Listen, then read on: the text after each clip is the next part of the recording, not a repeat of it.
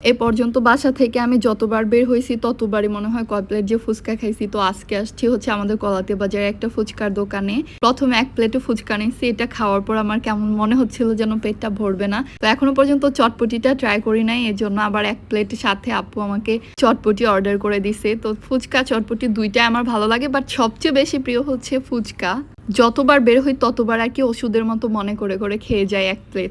চলে আসছে যে টেস্টি ট্রিটে। এখানে আসার পর এখন আমি ছোট একটা পেস্ট্রি নিব। 3 বছর আগে যখন নাকি মোহাম্মদপুরের ব্রাঞ্চে থেকে খেতাম তখন কেকগুলো না এত মজা ছিল, বাট এখন মনে হচ্ছে কি কেক তারপর যে ছোট ছোট পেস্ট্রিগুলো আছে এগুলার টেস্ট একদমই পুরো বাজে হয়ে গেছে। একদমই ভালো লাগছিল না পেস্ট্রিটা। আমি জাস্ট নিয়ে একটু ট্রাই করলাম যে আগের মতোই কি টেস্ট আছে কিনা, বাট মজা লাগছিল না।